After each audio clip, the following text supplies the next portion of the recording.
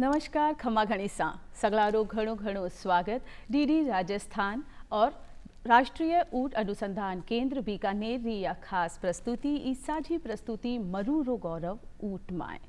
बात करा अगर राजस्थान री, तो राजस्थान की जब बात करना चाह तो याद आज है ऊंचा ऊंचा शानदार किला जो कहानी कहवे छे जो हुए छे रण और दूर दूर तक फैलिया रेत रा कण।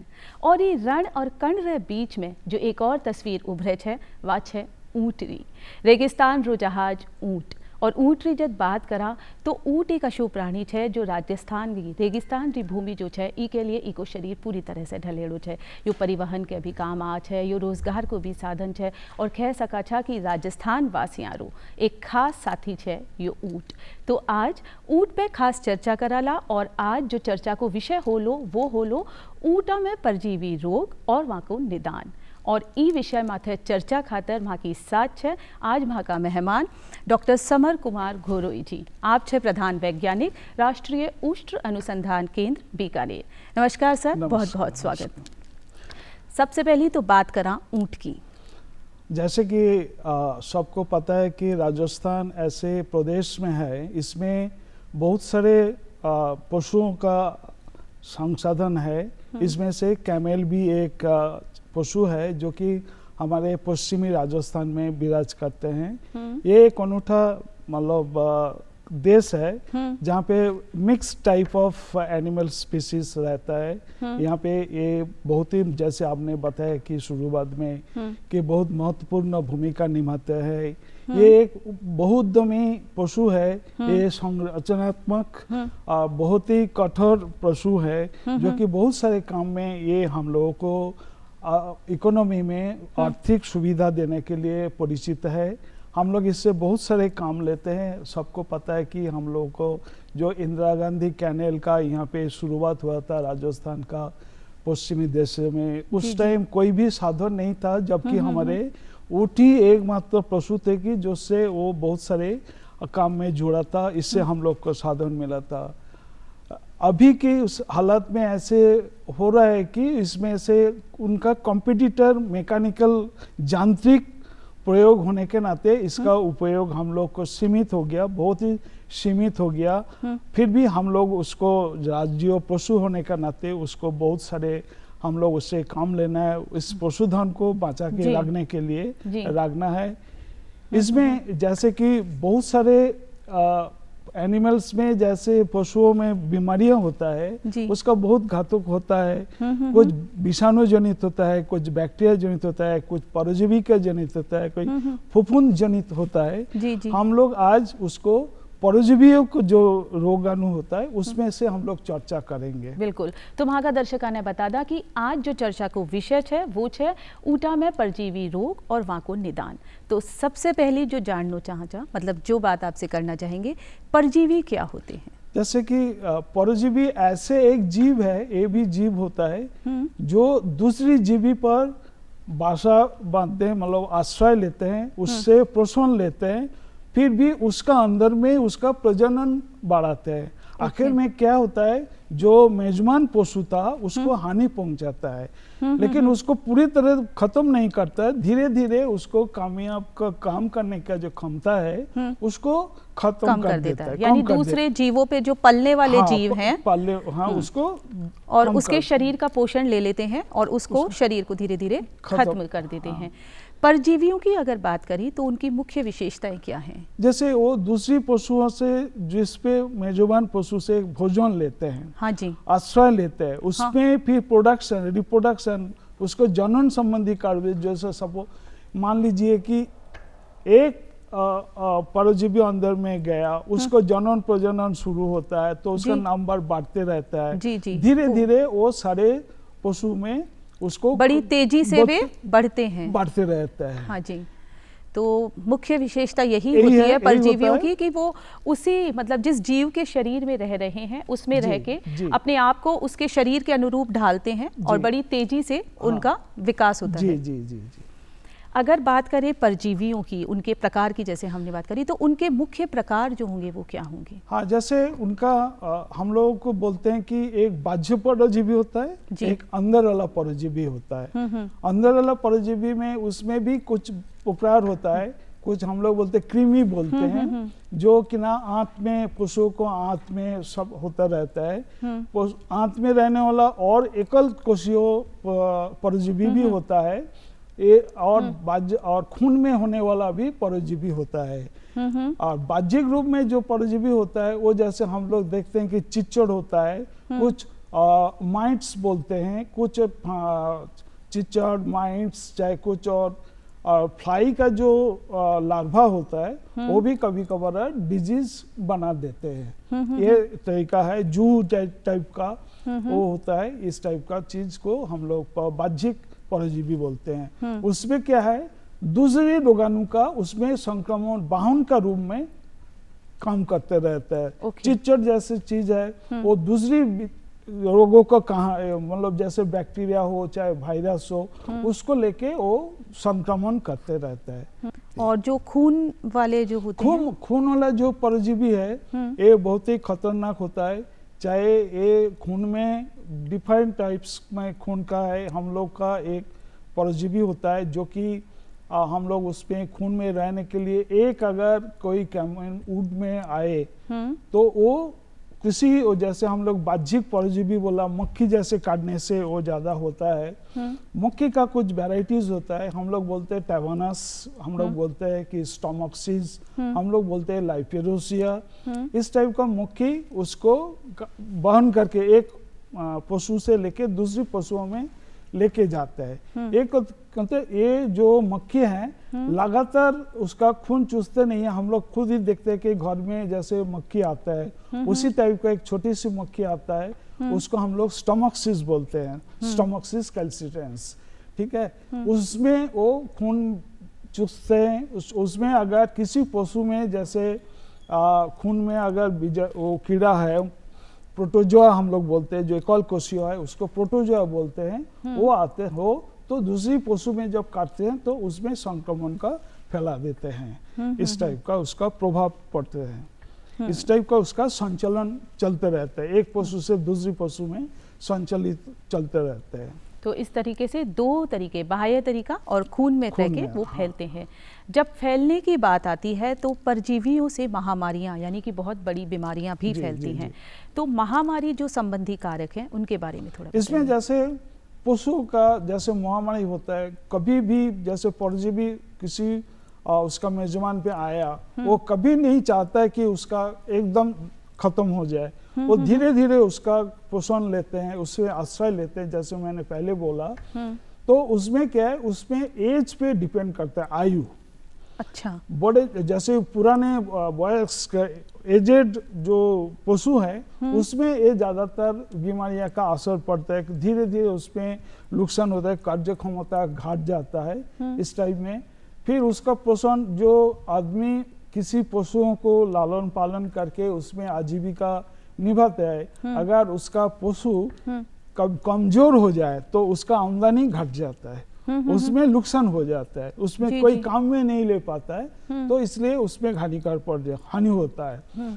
इसका होता है कि जैसे हम लोग पशु प्रबंधन करते हैं, मैनेजमेंट करते हैं, जो अगर हम लोग देखते हैं कि उसमें प्रॉपरली कोई खान पीन नहीं कर रहा है तो हम लोग उसको ओवरलुक देख नहीं पाता है, तो उसमें थोड़ा सा हानि हो जाता है, ये एक फैक्टर है।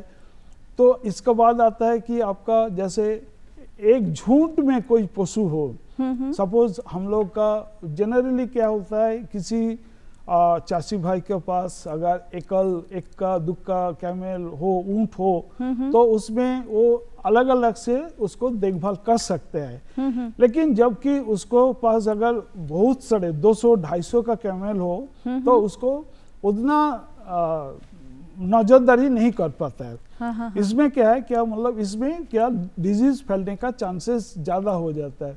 मक्खी जैसे काटते हैं तो बहुत लगातार नहीं उसमें बैठते नहीं है, इंटरमिटेंट फीडिंग बोलते हैं, जी जी, कंटिन्यूअस नहीं उस पे बैठेंगे। तो इसमें क्या है, वो अगर एक साल में 10-15 जानवर उठ रहे तो उसको काटने का चांसेस और डिजीज फैलाने का चांसेस ज्यादा रह जाता है भारी रकम में, एक से दूसरी जानवर में, दूसरी से तीसरी जानवर में, क्योंकि ये लगातार नहीं खून चूसने वाला है। बहुत ही कम समय के लिए, ओनली फिर सेकंड के लिए जैसे हम लोग का मच्छर करते हैं, हम लोग थोड़ा सा करते हैं वो निकल जाता है, उड़ जाता है, तो इस टाइप का वो मक्खी भी ऐसे करते हैं। थर्ड पॉइंट है कि जैसे अपन का इधर में जैसे क्लाइमेटिक कंडीशंस का जैसे चेंजेस होता है, ये एक दूर प्रभाव फैलते रहता है। टेम्परेचर, बारिश, राजस्थान का इस क्षेत्र में हम लोग को पता है कि बारिश का असर ज़्यादा नहीं होता है, तो इसमें क्या जब भी बारिश का माहौल होता है, ठंडक का ये होता है, उस टाइम ह्यूमिडिटी ज़्यादा बढ़ते हैं, तो ये मक्खी का जो प्रजनन है वो बढ़ जाता है। कुछ पशुओं का पास जैसे गंदगी होता है, गोबर, मूत्र, ये सब जब एक्यूमुलेट होता है, तो उसमें क्या उस गंदगी में पशुओं का प्रजनन द्रुत कम से कम जल्दी से जल्दी होता है, तो वो क्या करते हैं, उसका प्रजनन ज्यादा होने के उसका पॉपुलेशन जब बढ़ जाता है तो वो डिजीज पे प्रभाव फैलते हैं। ये सारे मतलब जो मैटर है इसमें ध्यान रखना चाहिए। तो जो संचरण यानी कि फैलने का तरीका जो माध्यम है वो यही है कि एक जो मक्खी है वो एक से दूसरे से तीसरे, और अगर साफ सफाई जो परिवेश है आसपास रो परिवेश अगर वो साफ कोने तो भी फैलबा को ज्यादा वो रहे छे गुंजाइश की बात ज्यादा फैले ली बीमारी। और कुछ जैसे चीज है जैसे संक्रमण का फैलने के लिए कांटेक्ट, जैसे हम लोग एक बार बोला मैंने माइट्स, मेन माइट्स, जैसे खुजली पांव का एक समस्या ही होता है कैमल में, ऊंट में, तो उसमें क्या है हम लोग एकल अगर कैमल रहे तो उसमें इसका प्रभाव हम लोग तुरंत मिटा सकते हैं, लेकिन अगर 25 नंबर अगर ज्यादा हो तो उसमें क्या कांटेक्ट से ये डिजीज फैल जाए। माइट्स का प्रभाव जो फैलने का तरीका है वो बहुत फास्ट फैलता रहता है, क्योंकि ये बहुत कांटेक्ट से चलता है। इसमें क्या है एक से पानी से दूसरी पानी का जब कांटेक्ट होता है तो टच से ही वो फैल जाता है। संपर्क है ये सारे हो जाता है। और एक चीज होता है जैसे कभी कभार हम लोग गलती से सपोज हम लोग सुई लगाते हैं, कुछ के करते हैं, अगर उस टाइम में भी अगर सुई लगाने के टाइम अगर हम लोग उसको एक एनिमल में सुई लगाया, दूसरी एनिमल के लगाने से पहले अगर हम लोग उसको प्रॉपर स्टेरिलाइज निर्विषकरण नहीं किया तो वो क्या है, अगर खून का कुछ मात्रा उसमें रह जाने से अगर उस खून में एक भी कोना, एक भी विषाणु अगर कोई कीड़ा रह गया, परजीवी रह गया, जो खासकर तौर पे जो खून में रहने वाला जो परजीवी है वो रह गया हो, तो वो उसमें चांस रहता है कि वो दूसरी एनिमल में फैलने का। ये हम लोग को मनुष्यकृत संचलन होता है, मतलब हमारी थोड़ी सी जो असावधानी होता है उसमें से फैलने का चांसेस, वो फैल जाता है। पशुओं पर इसका क्या प्रभाव होता है? पशु में वही है, मान लो जैसे उसका भोजन उसमें कमजोर हो जाता है। हमने पहले ही बोला कि अगर किसी चाची भाई के पास उनका पास 2-1 पशु है, वो उसका पशु प्रॉपर काम नहीं कर पा रहा है, तो उनमें से उनका जो आमदनी होने का निश्चयता था वो नहीं कर पाता है। इसमें क्या दिन दिन में उसका नुकसान हो जाता है। आपको फिर वो जैसे बोझा ढोने का ही सपोज उसको काम में लेना है ऊंट में से, वो अगर कमजोर हो जाए तो वो प्रॉपरली वो काम नहीं कर पाता है, उसको सपोर्ट नहीं दे पाता है फार्मर को, चासी भाई को, जो उसको जो आमदनी का जरिया बना था वो घट जाता है, आमदनी नहीं हो पाता है, ये मुश्किल होता है। इसके बाद जैसे अगर पशु में क्या होता है, पशु अगर कोई जैसे बाह्यिक कीड़ा परजीवी हुआ है, चिच्चर जैसे है, मेन जैसे मैंने जैसे बोला, खुजली पांव का बीमारी है, वो क्या करते हैं कंस्टेंटली उसमें इरिटेशंस करते हैं, इरिटेशंस खुजली का एक प्रभाव करते, उसमें क्या है वो खाने का मतलब उसको दिक्कत होता है। अगर आप किसी पशुओं में अगर कोई कंटिन्यूअस खुजली हो रहा है तो प्रॉपर ढंग से उसको रेस्ट नहीं होता, प्रॉपर खाने को नहीं मिलता, तो ये सारी चीज को वो बर्दाश्त नहीं कर पाता है, इसलिए इसका प्रभाव हो जाता है। बाकी कुछ होता है कि जैसे कुछ बीमारी है, जैसे आंत में कुछ बीमारियां होता है जो हम लोग बोलते हैं कि जो डिफरेंट ऑर्गन में बैठता है, जैसे हम लोग का कुछ इन्फेक्शन है मनुष्य में ट्रांसमिट हो जाता है। जो उसको हम लोग बोलते हैं कि जूनोटिक डिजीजेस। जैसे हाइड्रेटिक डिजीज है, वो एक फीता कृमि करके कृमि जातीय कृमि है, उसका जो लार्वा है वो हम लोग बाकायदा अगर कंटामिनेटेड फूड, कंटामिनेटेड घास में से आए जाए तो वो शरीर में आके नुकसान पहुंचाता है। जो हम लोगों का अंदर में जो वाइटल ऑर्गन है, जैसे लीवर है, लंग्स है, स्प्लीन है, ब्रेन है, इस सभी जगह पे कभी ना कभी बैठ जाता है। तो जो जिस ऑर्गन में वो बैठता है, मान लीजिए वो लीवर में बैठ गया, छोटा होते होते कम से कम बड़ा हो जाएगा, बहुत बड़ा हो जाता है, छोटा सा टेनिस बॉल से होके एक फुटबॉल जैसे शेप भी आ जाता है। हाइड्रेटिक सिस्ट उसमें क्या इतना स्पेस ले लेता है, उसका उस टाइप का ही असर उसमें आ जाता है, मनुष्य में आ जाता है।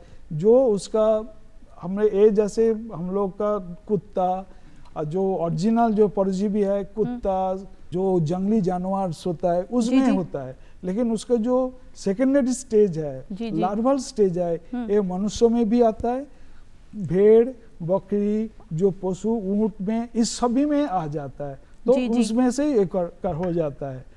सपोज कोई जो जैसे बुचर है जो मांस काटते हैं, वो कोई भेड़ बकरा काट रहा है, तो उसमें उस टाइम अगर किसी भेड़ बकरी में वो सारे चीज हाइड्रेटेड सिस्ट है, तो वो बाकायदा अगर उसको काट दिया तो जो मांस है उसमें अगर उसका सैंड चला गया वो कंटामिनेट हो जाता है, तो उसको फेंकना पड़ता है।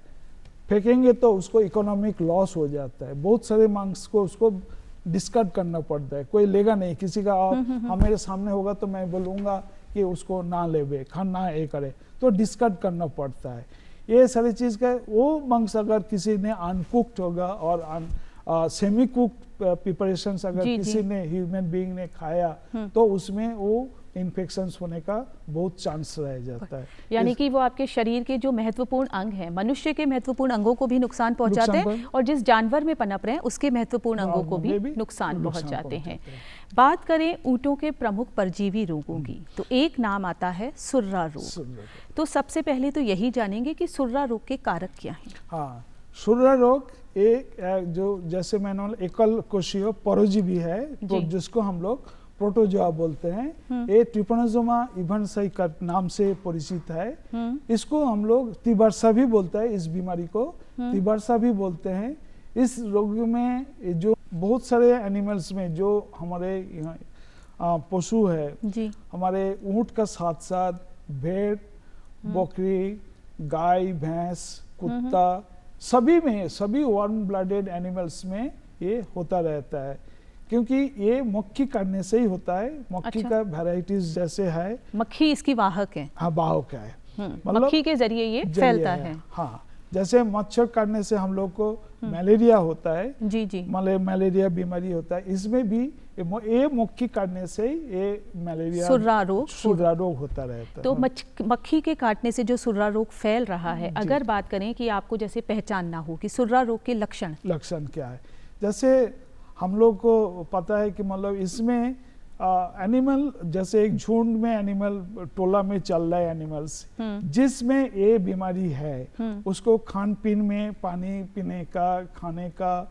बहुत ही मतलब कम हो जाएगा, बैठ जाएगा। दूसरी उनका साथी जो कैमल ऊंट हैं वो उनका साथ चल नहीं पाएगा, स्वाभाविक जीवन यापन उनका घट जाता है, अस्थिर हो जाता है, वो बैठ जाएगा तो बहुत उसको दिक्कत होता है। आंसू जो निकलता है स्टिकी, मतलब लगा रहता है आंसू में, उसमें आंसू सूखता नहीं है कंटिन्यूस। जैसे हम लोग रेट्रोबिटल एक फोसा होता है सीट का, वहाँ पे वो बहुत डीप हो जाता है, अंदर पे हो जाता है। और देखेंगे कैमल का जो एक मतलब इम्पोर्टेंस फीचर है, जो हेल्दी कैमल्स है, हम लोग देखें कि उसको जो हम्प है सुटोल एक सजावटी चीज होता है, मतलब अच्छा डेवलप होके होता है। जबकि सुर्रा रोग होता है उसमें वो धीरे धीरे उसको सारे शरीर में से वो गलने जो है शरीर लीन एंड थीन हो जाता है, पतला हो जाता है। हड्डी जो चेस्ट कैविटी है वो टक्ट मतलब निकल के आ जाता है। फिर उसमें जो अंडर स्किन जो फैट है वो बिल्कुल ड्रेनेज निकल जाता है। शरीर में कभी कभार मतलब फीवरिश लगेगा, इस टाइप का चीज आएगा उसमें। यानी कि अगर ऊंट का जो कुबड़ है हाँ, वो बहुत नीचे है, सही सूख सुडौल जाएगा। नहीं दिख रहा है, या उसे चलने फिरने में परेशानी जी, है, जी, जी। अगर उसके आंख में जो आंसू है वो नहीं सूख रहे, यानी कि उस ऊंट में सुर्रा रोग हाँ, के लक्षण है। कभी कभार उसमें जैसे बहुत लंबा खींच जाता है तो जैसे रेबीज जैसे सिम्टम्स, अच्छा। मतलब कभी सख्त जैसे हार्ड ऑब्जेक्ट में वो हिट करता है, क्योंकि उस टाइम क्या है, ये जो कीड़ा है, ये जो परजीवी है, खून का परजीवी है, ये ब्रेन में चले जाता है, उस टाइम रेबीज जैसे सिम्टम्स, इसको हम लोग लास्ट स्टेज ऑफ उसमें हम लोग सुर्रा की बोलते हैं, इस टाइप का। अब हमने लक्षणों की बात करी, कारणों की बात करी, बात करें उपचार की। हाँ, इसमें हम लोगों को थेरेपी करना पड़ता है। इसमें उपचार में मतलब हम लोग अगर किसी का इसका खून जांच करें जी। तो खून जांच करने में से इसका हम लोग देख लेते हैं कि कीड़ा है, इसमें परजीवी है, और परजीवी का हम लोग जिंदा उसमें देख सकते हैं। अच्छा। परजीवी को देखने के लिए अगर माइक्रोस्कोप का हम लोग देखते हैं, आँख की मतलब खाली मतलब ओपन आइज में हम लोग इसको दिखेंगे नहीं, इसको हम लोग को किसी का सहारा लेना है। सहारा मतलब माइक्रोस्कोप को नीचे लेबोरेटरी में ही देखना होता है। इसका अलावा हम लोग को उसमें जैसे किसी इन्फेक्शंस होता है तो उसको हम लोग उस इन्फेक्शन के दौरान उसमें एंटीबॉडी रेज होता है, मतलब अच्छा। कुछ एंटीबॉडी रेज होता है, उस एंटीबॉडी को हम लोग देखते हैं वेदर मतलब जैसे कि उसको एंटीबॉडी उस पे स्पेसिफिक मतलब उसको विशेष तरीके से देखना पड़ता है। हम लोग उसको एलिसा बोलता है। अच्छा। एंजाइम लिंक्ड इम्यूनोसॉर्बेंट ऐसे एलिसा टेस्ट कर सकते हैं। बाकी हम लोग फिर विशेष एक माइक्रोस्कोप में फ्लोरोसेंट एंटीबॉडी टेस्ट भी कर सकते हैं। लेकिन ये सब टेस्ट करने से कभी कभार हम लोग मिसगाइडेड खुद हो जाता है, क्योंकि क्या होता है, जिनके पास कैमल है उसको पता है कि इसमें सर्रा रोग हुआ है, तो वो लोग क्या करता है, जो बाजार में जो दवाई है वो लगा देते हैं। अच्छा। इंजेक्शन सुई को लगा देते हैं। इसका आधा पे अगर उसमें ना भी हो, अगर वो फुल डोज में पूरा देते हैं, जो भी अवेलेबल ड्रग्स है वो देते हैं तो ठीक है, क्योंकि वो लोग क्या करते हैं उसी डोज को डिवाइडेड करके लगाते हैं। डिवाइडेड करने के फुल डोज नहीं होने से वो उसका असर नहीं हो पाता, रेजिस्टेंस डेवलप कर जाता है। जी। तो हम लोग इसको क्या करते हैं, डायग्नोसिस हम लोग प्रायोरिटी देता है, एज अर्ली एज पॉसिबल, जितना जल्दी संभव उसको हम लोग डायग्नोसिस कर देंगे जो इसमें सुर्रा है। उसको सुर्रा छोड़ के हम लोग तिबारसा भी बोलते हैं, क्योंकि ये बहुत लंबा चलता है। लंबा चलने से इसको हम लोग तिबारसा बोलते हैं, 3 वर्ष। तो इस टाइप का नाम भी दिया जाता है। मक्खी से काटने से होता है, मक्खी काटने का बीमारियों भी बोलते हैं इसको। फिर भी इसको बाद हम लोग करते हैं, आजकल का हम लोग को लेबोरेटरीज में हम लोग मोलिकुलर बायोलॉजिकल टूल से लेके उसको पीसीआर द्वारा उसको डायग्नोसिस करते हैं। अगर कंफर्मेशन होने के बाद जैसे खून जांच किया, एंटीबॉडी टेस्ट किया, पीसीआर किया, इस सब के कंफर्मेशन होने के बाद तब हम लोग जाके इमीडिएटली थेराप्यूटिक्स उसको ट्रीटमेंट के आते हैं। सर बात करें अब नियंत्रण की, तो सुर्रा रोग का नियंत्रण किस तरह से किया जा सकता है? जैसे कि हम लोग को इसमें क्या है, ये एक ऐसे परजीवी है, इसका अगेंस्ट में अभी भी विश्व में भी अभी भी कहीं पे भी इसका कोई वैक्सीन करके कोई प्रतिरोधक हम लोग डेवलप नहीं कर पाए। मतलब जबकि इसका कुछ खासियत है, हम लोग को उसको हम लोग वैज्ञानिक परिभाषा में बोलते हैं एंटीजेनिक वेरिएशंस बोलते हैं। वो बहुत जल्दी से जल्दी अपन का जो हम लोग जैसे शार्ट्स चेंज करते हैं, वो अपना का उनका जो सरफेस का जो मेम्ब्रेन है वो जल्दी से जल्दी चेंज करता है। इसके मतलब करते हैं कि हम लोग को जो इम्यून सिस्टम है वो उसको इवेट कर जाता है, उसमें कोई प्रभाव नहीं डाल पाता है। धीरे धीरे क्या है, हम लोगों का जो इम्यून सिस्टम है, एनिमल का इम्यून सिस्टम है, वो क्या एग्जॉस्टेड हो जाता है, वो एंटीबॉडी और रेज करने सक्षम नहीं रहता है। इसके बाद में क्या है, वो धीरे धीरे दूसरी जो बीजाणु कीटाणु है उसको इन्वेट कर लेते हैं, तो उसको क्षमता को एक कर लेता है। तो हम लोग को प्रायोरिटी में हम लोग को डायग्नोसिस में इसको प्राधान्य देते हैं कि मतलब जितना जल्दी हम लोग उसको डायग्नोसिस कर लेंगे जी। तो हम लोग उसको थेराप्यूटिक्स मतलब दे थेरेपी कर पाएंगे, Okay. तभी हम लोग को ये करेंगे। और है कि जो मक्खी जो उसका जो हम लोग संचरण करते हैं, वेक्टर बोलते हैं, उसको नियंत्रण करना जरूरी है। जैसे जिसका पशुओं के पास जब कचरा है, गंदगी होता है, उसको वहाँ पे ना रखे, सो दैट कि मतलब उसमें जो मक्खी का जो जनन होता है वो कम से कम हो जाए, यानी कि उसको फैलने का मौका ना मिले। नहीं मिले। तो आज जो विषय है मरू गौरव ऊँट एक खास कार्यक्रम और ई पे विषय जी पे चर्चा हुई ऊँट में परजीवी रोग और वाको निदान। और अब सर क्योंकि वक्त हो गो है बिल्कुल आपने चलने का, तो बस चलने से पहले कहना चाहेंगे वही जो आपसे कि ऊँट जिनके साथी हैं उन सभी राजस्थान वासियों को, उन सभी को आप क्या मैसेज देना चाहेंगे? हाँ, हमें यही कहना है कि आप सब हमारे ये ऊँट जो है अद्वितीय, बहुत ही संचरणशील, रचनात्मक एक पशु है। इसमें आपको जिंदा रखने का है, आपको इसको बहुत सारे प्यार देना है, इसको देखभाल प्रॉपरली करे, इसमें से आपको कोई नुकसान होने का नहीं है, परंतु आपको इससे आपको जो भी रोटी, जो भी रोजाना का आमदनी होने का है, बहुत होने का सुयोग है। आप इसको मेंटेन करें। आप जैसे क्या है आपको नेक्स्ट प्रजन्म को भी उत्साहित करें, ऊँट रखे। हम लोग चाहेंगे हम ऊँट को अच्छा से अच्छा देखभाल करें, तो उसको निरोग रखें। कुछ भी हो, आप दूसरी को अगर कोई जरूरतमंद हो तो हम लोगों को संपर्क करें, हम लोग तुरंत उसके से कार्रवाई करने का आपसे मिलेंगे। तो आज हमारे साथ मेहमान डॉक्टर समर कुमार गोहरोई जी, जो चर्चा करी ऊँटा में परजीवी रोग और वहाँ का निदान। तो मरुभूमि रा ई साथी रा राग जो खास ध्यान। और अब प्रीति ने देव विदा। नमस्कार। नमस्कार।